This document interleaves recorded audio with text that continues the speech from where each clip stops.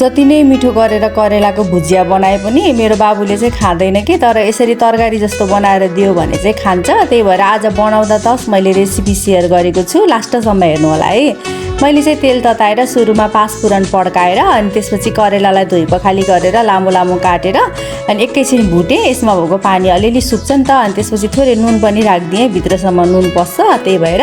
अनि करेलामा नुन राखेर एकैछिन भुटिसकेपछि अनि मैले आलु पनि राखिदिएँ। आलु करेला चाहिँ तपाईँहरूले आफ्नो मनपर्ने सेपमा काट्न सक्नुहुन्छ, तर मैले चाहिँ अलिकति लामो लामो गरेर काटेको।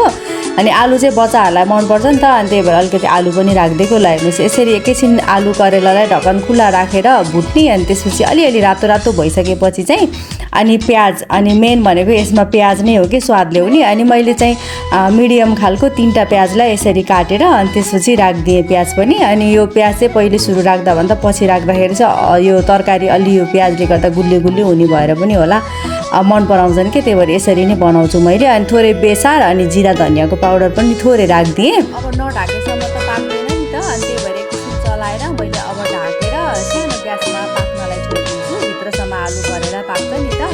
अनि पाकुन्जेल चाहिँ मैले यता टमाटर कोरेसम्मको 4-5वटा तपाईँहरूले मसिनो गरेर काट्दा पनि हुन्छ, तर मुखमा त्यो झाम्टा झुम्टी नआओस् भनेर मैले चाहिँ यसरी कोरेर राखिदिएको। अनि यसरी करेलालाई अब एकछिन पाकेपछि भित्रसम्म आलु करेला पाकिसकेको छ लगभग। अनि त्यसपछि चाहिँ मैले यसरी बिचमा खाल्टो बनाएर अनि टमाटर पनि यसमा राखिदिन्छु। अनि यसरी टमाटर प्याज राखेर बनाउँदाखेरि चाहिँ त्यो करेलाको तितो हल्का हट्दो रहेछ कि, त्यही भएर पनि अनि मजाको स्वाद पनि आउने, तितो पनि नहुने। अनि त्यही भएर बच्चाले चाहिँ एकदम मन पराएर खान्छन् है। मेरो चाहिँ त्यो भुजिया पनि मलाई मनपर्छ, तर बच्चाले नै नखाइदिने भएपछि मैले चाहिँ त्यति बनाउँदैन, त्यही भएर यसरी नै बनाउँछु कि मैले। अनि त्यही भएर चाहिँ तपाईँहरूलाई आज मैले रेसिपी सेयर गरेको। ल हेर्नुहोस्, टमाटर राखेर एकैछिन पकाइसकेपछि फेरि ढक्कन खुल्ला राखेर एकैछिन चलाएँ, लगभग करेला तयार भइसकेको छ। अनि यतातिर मैले दाल भात पनि बाबुलाई पस्केर राखिसकेको छु कि, अनि उसलाई हालिदिइहालेँ मैले, पाक्दा पिरो खाँदैन, अनि त्यही भएर चाहिँ उसलाई छुट्याइदिएर अनि त्यसपछि अकबरे मसिनो काटेर पनि हालिदिएको। हल्का हामीलाई चाहिँ पिरो मिठो हुन्छ नि त।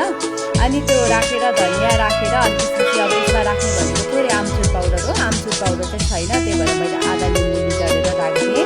यस्तो मिठो हुन्छ है, हामी ठुलो मान्छेलाई त्यो क्वाक्क हुन्छ पिरो, अनि बाबुलाई चाहिँ नपिरोवाला खुवाएको। ल हेर्नुहोस्, कस्तो मिठो मानेर खान्छ कि, उसलाई मनपर्छ, सधैँ नै उसले खान्छ। अनि त्यही भएर आज चाहिँ मैले यो बनाउँदा त रेसिपी सेयर गरौँ न भनेर रेसिपी सेयर गरेको छु। लाइक गरिदिनु है।